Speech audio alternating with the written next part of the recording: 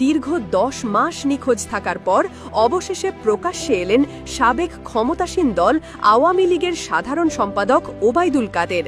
আর প্রকাশ্যে এসেই শুরু করলেন বর্তমান সরকারের বিরুদ্ধে তীব্র ভাষায় অভিযোগ আর সমালোচনা। মুখ খোলার সঙ্গে সঙ্গেই সাফ জানিয়ে দিলেন, এই সরকার সংস্কারের নামে যা করছে তা আসলে জাতিকে ধোঁকা দেওয়া ছাড়া আর কিছুই নয়। চোখ ধাঁধানো এই ভিডিও প্রকাশ্যে আসে চলতি মাসের 29 তারিখ রাতে। ভাইরাল ভিডিওটি শেয়ার করেন ছাত্রলীগের সাবেক সাধারণ সম্পাদক এবং বর্তমানে নিষিদ্ধ ঘোষিত রাজনৈতিক নেতা সিদ্দিকী নাজমুল আলম। ভিডিওর ক্যাপশনে তিনি লেখেন, দীর্ঘ 10 মাস পর প্রকাশ্যে এলেন দলের সাধারণ সম্পাদক। আর সেই ভিডিওর দৃশ্যপট জুড়ে ছিল সাবেক সেতুমন্ত্রী ওবায়দুল কাদেরের বিস্ফোরক সব বক্তব্য। ওবায়দুল কাদের সেখানে স্পষ্ট ভাষায় বলেন, আওয়ামী লীগকে বাদ দিয়ে বাংলাদেশে কোনো গ্রহণযোগ্য এবং বিশ্বাসযোগ্য নির্বাচন হতে পারে না। তারা আদৌ নির্বাচন দেবে কিনা সেটি নিয়েই আমরা গভীর সন্দেহে আছি।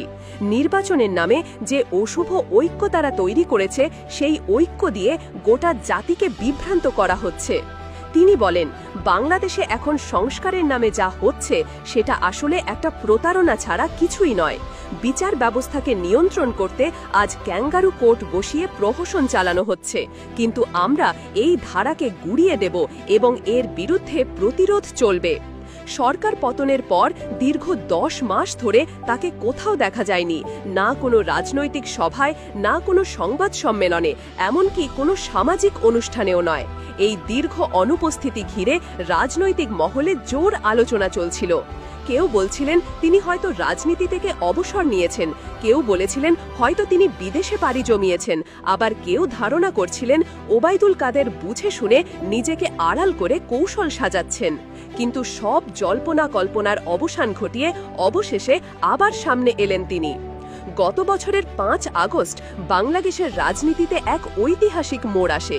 নাটকীয়ভাবে ক্ষমতা থেকে 15 বছরেরও বেশি সময় পরে পতন ঘটে শেখ হাসিনার নেতৃত্বাধীন দীর্ঘমেয়াদী আওয়ামী লীগ সরকারের।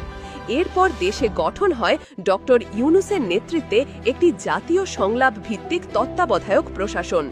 মূলত এই প্রশাসন ক্ষমতায় এসেই শুরু করেন নির্বাচন ও রাষ্ট্রীয় কাঠামো সংস্কারের নামে ব্যাপক পরিবর্তন। তবে শুরু থেকেই এই পরিবর্তনের বিরুদ্ধে অবস্থান নেয় সাবেক শাসক দল আওয়ামী লীগ। ফ্যাসিজমের ট্যাগ নিয়ে দেশের ক্ষমতা হারানো দলটির কাছে নতুন সরকারের কোনো কাজেই গ্রহণযোগ্যতা পায় না।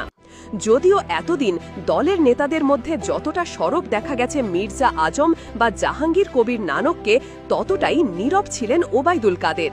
তার এই নীরবতা নিয়ে দলীয় নেতাকর্মীদের মাঝেও হতাশা ছিল। অনেকেই ভেবেছিলেন হয়তো তিনি রাজনীতির পাঠ চিরতরে শেষ করে দিয়েছেন, কিন্তু 29শে জুন রাতে প্রকাশিত ভিডিও যেন পাল্টে দিল সব হিসেব নিকেশ। দেশের রাজনৈতিক বিশ্লেষকরা বলছেন, কাদেরের এই প্রকাশ্য প্রত্যাবর্তন কোনো বিচ্ছিন্ন ঘটনা নয়, বরং এটি বড় কোনো রাজনৈতিক পরিকল্পনার ইঙ্গিত দিচ্ছে।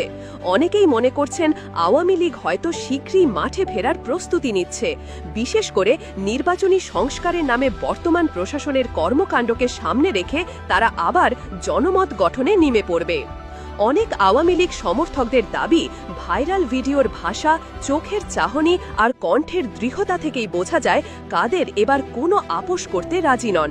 কারণ তিনি বলেন, আমরা কোনো কূট চালে মাথা নত করতে শিখিনি। যেভাবেই হোক এই ভুয়া সংস্কারের নামে জনগণকে বিভ্রান্ত করার চেষ্টা আমরা রুখে দেব। অন্যদিকে বর্তমান প্রশাসনের পক্ষ থেকে এই ভিডিও নিয়ে এখনো পর্যন্ত কোনো আনুষ্ঠানিক প্রতিক্রিয়া পাওয়া যায়নি। তবে নেট মাধ্যমে ভিডিওটি ছড়িয়ে পড়ার সঙ্গে সঙ্গেই শুরু হয়ে গেছে আলোচনা, বিতর্ক আর নতুন করে রাজনীতির উত্তাপ। সবাই এখন প্রশ্ন করছে,